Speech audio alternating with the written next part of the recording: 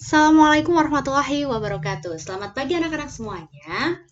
Pada hari ini Rabu tanggal 28 Juli kita akan masuki ke pembelajaran kelima. Berdoa terlebih dahulu, berdoa. Dipersilakan. Cukup? Oke. Siapkan buku paket kalian, kemudian dibuka di halaman 104. Sudah?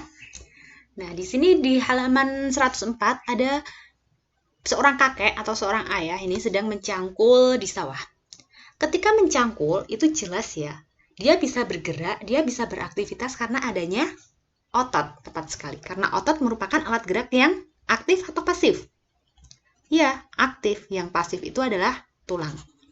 Nah, di sini nanti kita akan mempelajari untuk jenis-jenis dari macam-macam dari otot yang ada di manusia. Siap ya? Sebelum ke jenis-jenisnya, untuk macam-macamnya, kita mau mempelajari untuk fungsinya terlebih dahulu. Di sini, fungsi otot pada manusia. Fungsi yang pertama yaitu menjalankan dan melaksanakan kerja. Jadi dia itu gunanya adalah membantu aktivitas kerja. Membantu ngapain si otot itu? Ya membantu ketika kita berjalan, mengambil barang, kemudian menulis, kemudian ketika kita menggerakkan badan kita, nah si otot itulah yang bekerja. Tuh ya, yang kedua, menggerakkan jantung. Kenapa menggerakkan jantung? Karena nanti ada salah satu macam dari otot, itu adalah otot jantung. Nah, tanpa si otot jantung ini, kita mustahil untuk bisa hidup. Jadi ini juga penting. Yang ketiga adalah mengalirkan darah yang terdiri dari zat-zat. Jadi dia si otot itu mengalirkan darah kita. Darah kita itu kan nggak berhenti ya. Darah kita itu berproses, berputar dari atas ke bawah, muter lagi, bawah ke atas, muter lagi. Nah, si otot ini membantu mengalirkan darah. Darah itu kan mengangkut oksigen, mengangkut nutrisi, zat-zat makanan yang diperlukan oleh tubuh kita. Nah, itu ya. Itu adalah fungsi dari otot. Jadi ada 3 ya di sini fungsi otot. Yang pertama membantu aktivitas, yang kedua menggerakkan jantung, yang ketiga adalah mengalirkan darah. Ingat? Oke. Next, selanjutnya kita masuk ke macam-macam otot manusia. Nanti macam-macam otot manusia itu terdiri dari 3. Ada yang namanya di sini otot polos, ya kan? Yang kedua nanti ada otot lurik. Di sini otot lurik. Dan yang ketiga itu adalah otot jantung. Mana jantung? Nah, ini. Otot jantung. Ada polos, lurik, jantung. Boleh juga disingkat dengan polujan. Polos, lurik, jantung. Nah, kita di sini akan mempelajari untuk ciri-cirinya atau karakteristiknya. Apa toh bedanya antara otot polos, otot lurik, dan juga otot jantung? Yang pertama kita masuk ke otot polos dulu. Namanya aja otot polos. Berarti dia bentuknya itu gelindong. Gelindong itu seperti ini. Nah ini, set, nah kayak gini. Dia memiliki inti sel yang ada di tengah. Inti sel itu ini loh, bulat-bulat, titik-titik yang ada di tengah ini. Jumlahnya hanya 1 kalau si otot polos itu. Nah, si otot polos ini bekerjanya tanpa kesadaran manusia. Jadi tidak perlu diperintahkan oleh manusia. Itu dia bisa bekerja sendiri.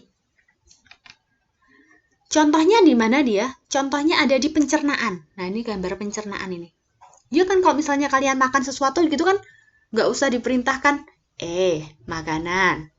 Habis dari mulut ke kerongkongan ya. Habis ke kerongkongan, kemudian ke lambung. Lambung kemudian ke usus, kan nggak harus kayak gitu. Kita ngunyah, kita telan, dia akan set masuk sendiri. Itu jadi tanpa kesadaran manusia. Yang selanjutnya, ciri yang lain adalah dia itu bekerjanya 3-180 detik. Ingat ya. Berarti ciri-ciri otot polos itu bisa dikatakan ada seperti ini. Yang pertama, bentuknya gelindong. Ini tadi ya, bentuknya gelindong. Inti selnya ada berapa? 1 di tengah. Bekerjanya di bawah kesadaran atau tidak? Tidak, tanpa kesadaran. Kemudian Letaknya di mana biasanya? Nih, pencernaan. Ini pencernaan. Ada juga di sini dikatakan di pencernaannya di usus ya, ini maksudnya ya, ususnya. Di peredaran darah. Ya kan, peredaran darah. Makanya tadi salah satu fungsi dari otot adalah membantu proses peredaran darah kan. Nah, ini si otot polos ini yang membantu. Dan juga di saluran kemih itu ketika kalian pipis itu loh. Nah, itu.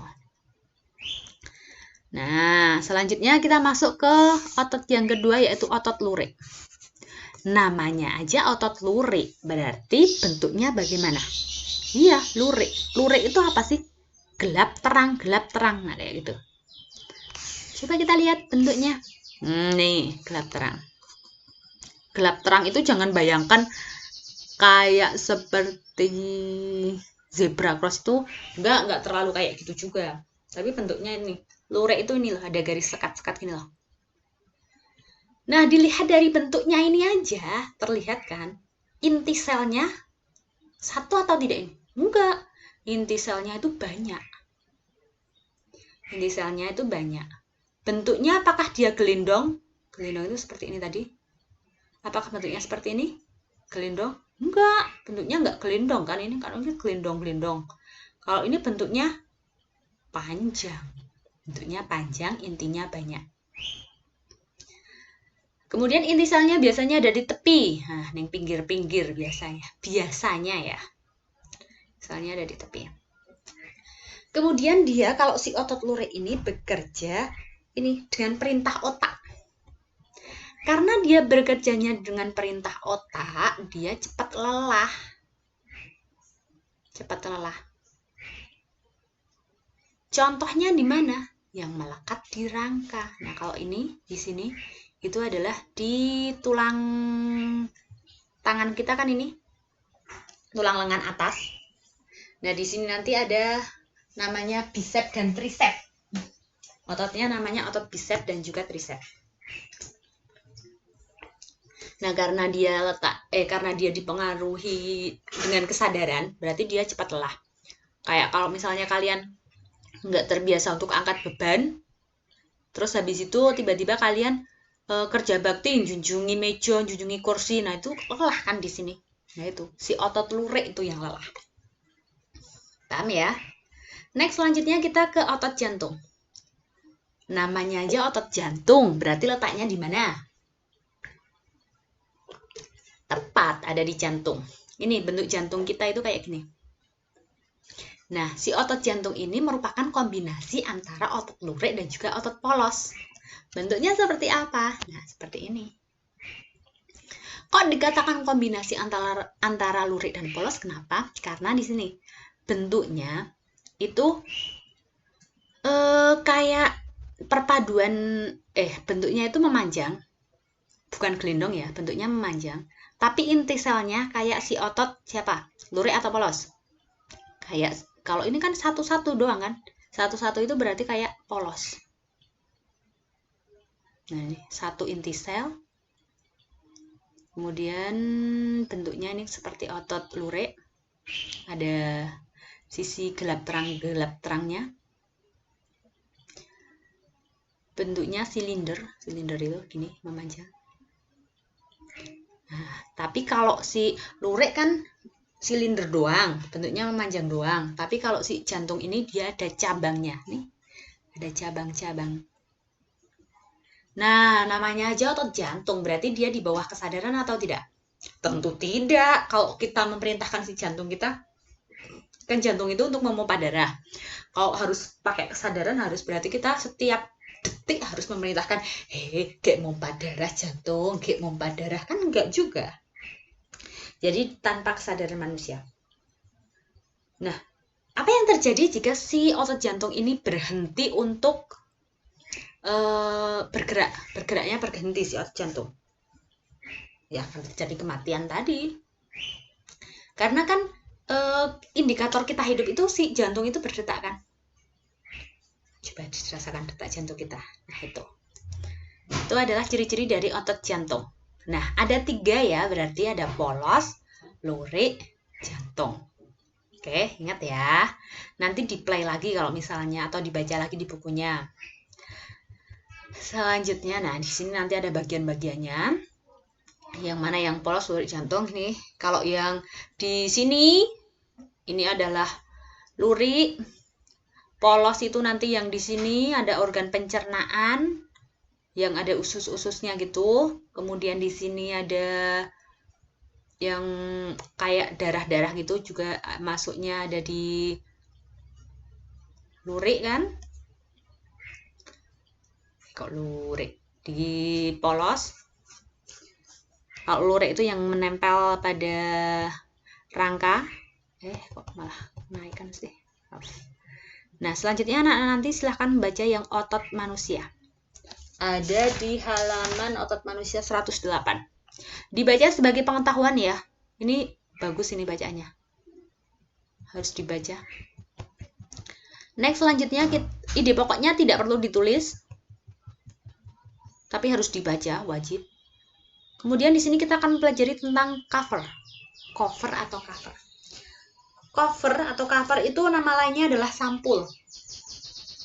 Sampul itu desainnya. Desain itu cara pembuatannya, cara grafisnya itu dibagi menjadi dua. Ada yang latarnya itu putih, ada yang latarnya penuh warna. Nah, di sini ada bedanya nih. Nah, ini kan latarnya putih, latar itu burine. Kalau ini latarnya penuh warna. Ini tulisannya sederhana, cuma warna pink dan biru.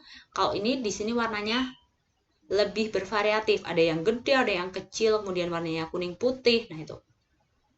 Jadi ada yang desainnya penuh warna, ada yang desainnya dengan latar putih. Kalau dilihat dari desainnya, anak-anak lebih senang yang mana? Berwarna atau yang putih? Iya, sama. Guru juga suka yang berwarna. Coba kalian tutup buku tematik kalian. Nah, di situ covernya berwarna atau hitam putih? Ya, tepat. Di situ covernya adalah berwarna. Nah, anak-anak untuk hari ini, kalian tematiknya hanya menyimak ini saja. Tapi benar-benar dipelajari ya. Jangan cuma, ya wis lah, tak rungokke gitu. Jangan kayak gitu. Dan nanti kalian harus mengerjakan Basa Jawa yang ada di halaman 12. Itu sebagai penilaian harian kalian. Nanti Bu Guru tuliskan untuk ininya, halamannya. Kemarin Bu Guru tuliskan. Terima kasih. Sekian dari Bu Guru. Assalamualaikum warahmatullahi wabarakatuh.